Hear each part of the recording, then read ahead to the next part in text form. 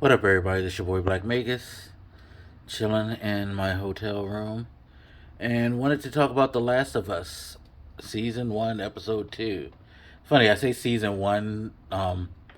Wondering, are they going to do a second season? I'm curious to see where they're going to get with this first season because at the pace they're going, I don't know. Will they get through the whole first game?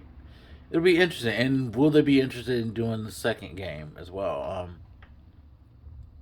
Just curious how all this is gonna fall out. But second episode was, I think, the second episode of this show, and I'm trying not to over exaggerate here, but I think if you watch the second episode, you will understand that this is actually going to be a really good show.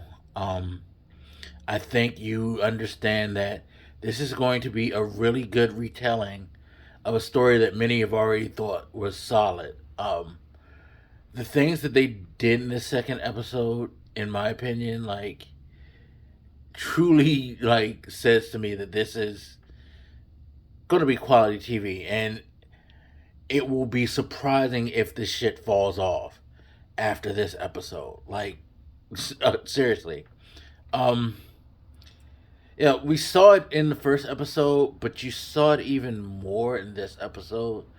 How they've taken what's in the game, and they've paid homage to certain things, like certain shots that you would get.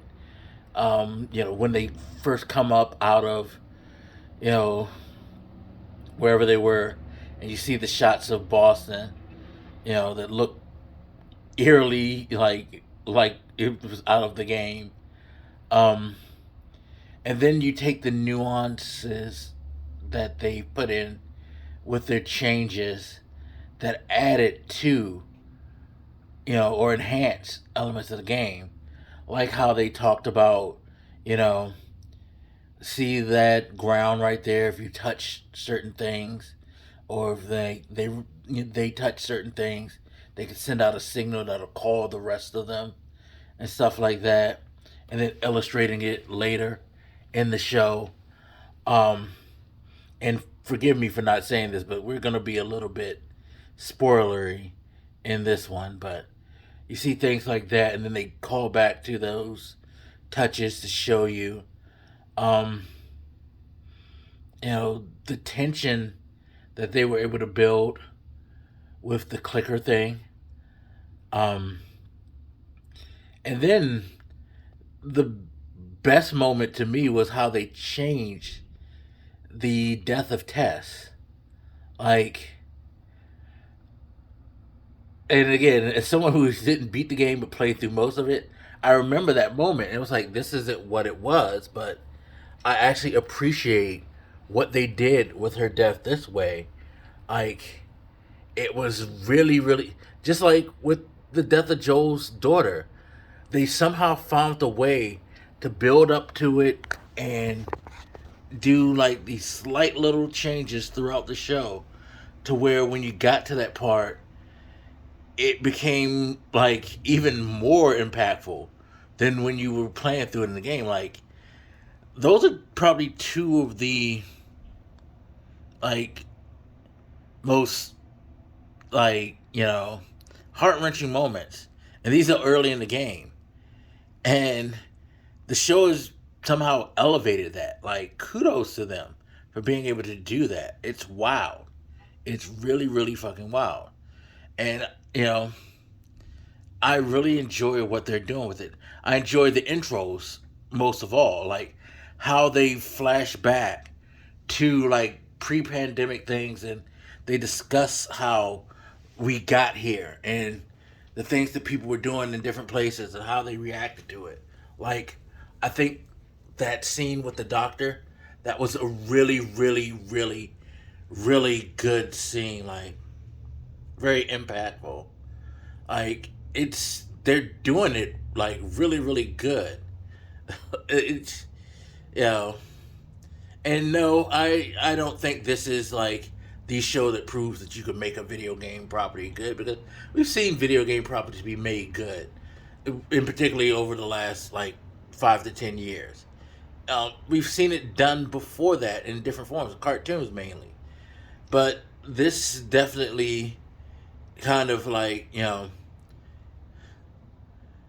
won't say it raises the bar, but to me it shows you, hey, this is how good video games have gotten, to where they're not even doing a whole lot to change what they've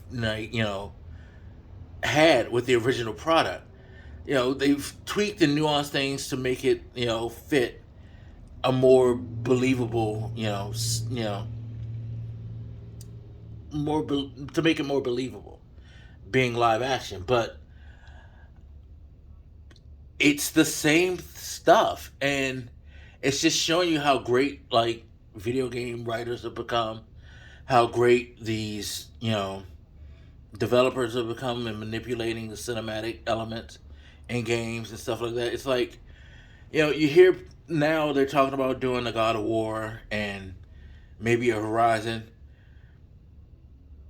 It's more believable, and seeing this makes you realize, yeah, it is more believable, because they don't really have to stray that far from the core material, because the core material has been developed so well to where it transitions a lot better. It's not like back in the day where games were just a more premise based, and you had to flesh out the story if you wanted to turn it into some other media.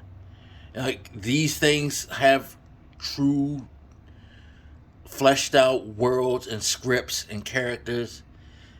You see emotion, you hear emotion, things like that. They touch better, and you know they connect better. And I think you're going to see this blossom to a lot of games. Like, you probably can't take a Skyrim and do this with, but yeah, you definitely can take the Halos or even the Gears of Wars, things like that, because they already have like full flesh storylines and characters in moments that can transition if you get the right people, of course, to do it, and who take it serious enough, like they're doing with The Last of Us.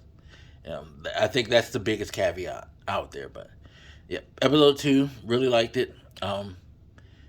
Actually, I'm looking forward to watching this. A game that like shook me so much, to where I punked out. I'm actually gonna probably see myself through this show, um, which is wild. Anyway, as always, you guys feel free to hit me up. Let me know what you're thinking. I'll haunt you later. This your boy Black Makers, and I'm out. Deuces.